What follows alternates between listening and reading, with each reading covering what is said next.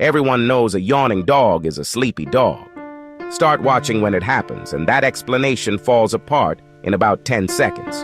Your dog isn't tired. That yawn you just watched has almost nothing to do with sleep, and almost everything to do with you. Once you know this, you can't stop seeing it. The vet's waiting room. The moment a guest reaches for your dog's head. The second your voice changes on a phone call. And there's one place your dog yawns more than anywhere else. A place where they are the least sleepy they will ever be. I'll come back to that, because a yawn isn't a small thing. It's one of the loudest signals your dog has, and most of us have been reading it backwards for our entire lives together. So let's start with the answer everyone gives. Dogs yawn because they're tired. Simple, obvious, and it feels right. Here's the problem. Go and watch when it actually happens. Your dog yawns when a stranger crouches down to say hello. They yawn during training, right after you repeat a cue for the third time. They yawn when two dogs in the park go from playing to something a little sharper. They yawn in the car park outside the vet. None of those are sleepy moments. Every single one of them is a tense moment. So the yawn isn't tracking tiredness, it's tracking tension. Trainers have a name for this. They call it a calming signal, one of a small set of behaviors dogs use to lower the temperature of a situation. Yawning, licking the lips, turning the head away, sniffing the ground for no reason at all. And if you've been around dogs a long time, you probably already knew that much. So here's the part that surprises even experienced owners. The calming signal idea assumes the yawn is aimed outward, that your dog is sending a message to the other dog, or to the person, saying, let's all slow down. But watch a dog yawn when there's nobody else in the room. They still do it. A dog alone in a crate yawns before settling. A dog waiting at a closed door yawns, which means a large part of what that yawn is doing isn't communication at all. It's regulation.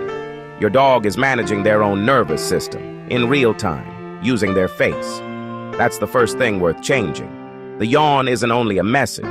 It's often a dog steadying themselves. Now, the vet's waiting room. That's the place. Dogs yawn there more than almost anywhere else in their lives. Not because it's boring, although it is, but because it's the highest concentration of tension a normal dog encounters. Strange smells. Strange dogs at close range. Nowhere to go. A door that opens and takes dogs away. Your dog can't leave, and they can't fix it, so they yawn. But here's what most owners never notice. The yawning doesn't only run one direction. Researchers at Birkbeck in London found that dogs yawn in response to human yawns, not dog yawns, human ones. Later work by Teresa Romero at the University of Tokyo found something stranger still. Dogs yawned more readily when the yawn came from their own person than from a stranger. Think about what that means. The response wasn't tracking the yawn, it was tracking the relationship. If your dog picks up your yawn more than a stranger's, they aren't copying a movement. They're tuned to you specifically, closely enough that something in your state leaks into theirs, which is the whole reason I started with your stress and not your dog's. If that changed how you'll look at the next yawn, there's a whole series here reading the rest of your dog's face. Subscribing keeps them coming. Because here's where it stops being about yawning. Your dog is monitoring you, continuously, not occasionally, not when you call them. Continuously, in the background, the way you'd monitor the weather, your voice, your walking speed, the way you put a bag down, how long you stay in one room. They're not doing it to be sweet. They're doing it because your state predicts their day, whether there's a walk, whether the house gets loud, whether the thing they're doing right now is about to be interrupted. So when you're stressed, your dog gets the signal early, before you've said anything, sometimes before you've noticed it yourself. And what comes out the other side is a yawn. That's a strange and slightly humbling thing to sit with. Your dog is running a constant read on your emotional weather, and one of the few visible outputs is something you've spent years dismissing as tiredness. And one more thing, the yawn your dog gives you isn't quite the same as the one they give another dog. I'll show you how to see the difference in a moment. 3 things to try tonight. None of them need anything. 1. Wait until your dog is relaxed and looking at you. Yawn, a real one, not a performed one. Then count slowly to 30 and watch. Some dogs yawn back within that window. Some don't.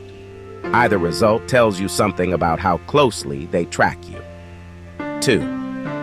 For the next 3 days, don't watch the yawn. Watch the 5 seconds before it. Every time, write down what happened. Most people find the same 2 or 3 triggers again and again, and they're almost never boredom. 3. Next time you're teaching your dog something and it isn't going well, stop. Just stop and stand still. Watch who yawns first. That last one is where you'll see the difference I mentioned. The yawn, a dog aims at another dog, comes with a turn. Head away, body angled, the whole thing pointed outward. The yawn they give you usually comes while they're still facing you. Outward is a message. Facing you is something closer to holding it together. Watch your dog tonight. When they yawn, don't look at their mouth. Look at what just happened in the room. Your dog's yawn is almost never tiredness. It's usually tension, and often it's yours. Which raises a harder question. If a yawn can mean the opposite of what everyone thinks, what about the tail? Because there's something about which side your dog's tail leans toward while it wags. And other dogs can read it, even when you can't. That's next.